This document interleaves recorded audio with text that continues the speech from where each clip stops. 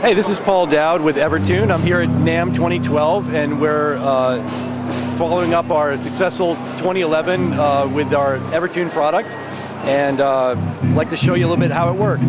Basically, it's a system that keeps the guitar in tune by maintaining a constant tension on all the strings. If the guitar has the same length string, the same weight string, and the same tension, the pitch stays the same. The length and weight don't change, so if we control the tension, we control the pitch, and that's how this system works. Each string is independently held by a separate module that has a saddle and a spring, and the spring is adjustable for adjustable tension. Now, when you first load a string, I'll make this lever is like the string will pull on the lever, and as it pulls, the tension rises until the lever moves, and you can see the lever moving there. Throughout that range of movement, the tension is constant on the saddle, so the string doesn't change pitch. Now, once it moves far enough, it hits a stop right there. And at that point, this pitch can rise. So if you're trying to bend a note, like if I was fretting a guitar, if I was bending the note in this position, it wouldn't change pitch as I push the string. But once I get up to this point, as I bend the note, it would rise in pitch. We've been providing this bridge to all different types of players, from serious amateurs up to top-level professionals. We found that the response has been terrific, especially from studio players and live performers, because they love the idea that they can set the pitch on their guitar, play a show, the lights come up, the lights go down, the temperature changes, and they're still in tune. They can go song to song to song without having to stop between songs to retune. It gives them a lot more confidence playing. In the studio, there's a lot of benefits. When they record one day and then they record the next day, it's the same guitar. The notes sound the same. If they're going to do overdubbing, they don't get a chorusing effect with the pitch smearing. They can overdub as many times as they want and still get a clean sound. A side effect of the in-tuneness of the system seems to be that feedback we're getting from the real pro players who are very finicky about pitch, they're finding that the intonation of the guitar is much improved, especially at the higher frets, or when they're mixing open strings with fretted strings at higher frets. The other benefits are you can set a certain string to not bend and other strings to bend. So if you're doing rhythm stuff on your lower string and soloing stuff on your higher strings, you can set it so that you won't accidentally pull the lower string sharp.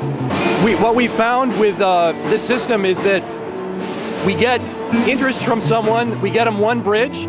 Once they get it home and they get some hours playing it, they can't believe it, and it makes their other guitars seem broken in a way, and they get all the rest of their guitars converted. That happened with Joe Satriani. We got one bridge to him, and after that, he got the rest of his non-trem guitars converted. So now he's got 4. And we've seen that happen over and over again with different players.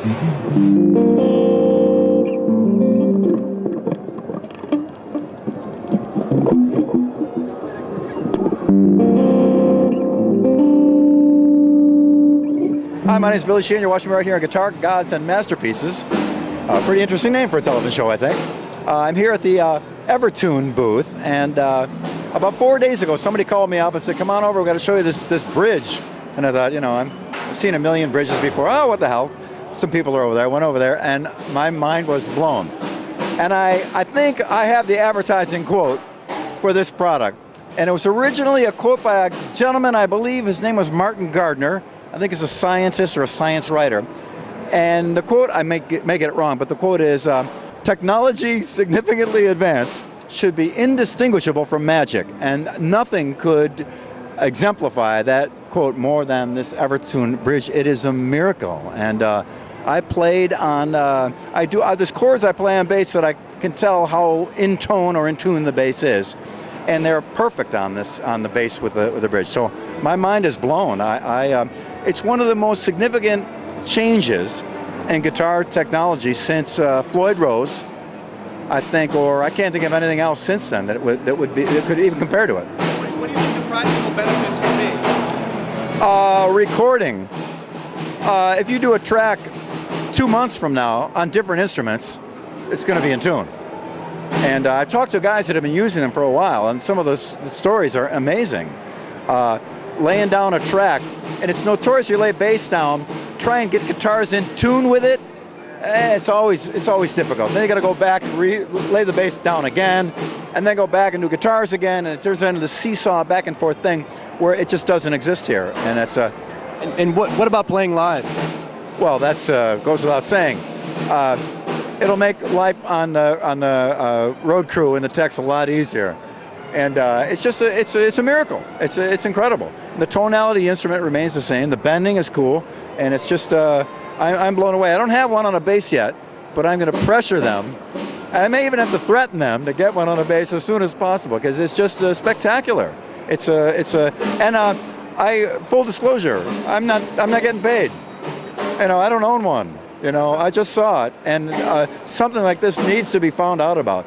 And the only downside is people aren't going to get it at first. They're going to play it, and they notice the guitar isn't in tune, but they're not going to put two and two together and see what a significant, huge advance this is in the quality of playing, because the guitar's in tune up and down the neck. There's harmonic content now that wasn't even there before because it's just so perfectly in tune. It's just amazing. So cool.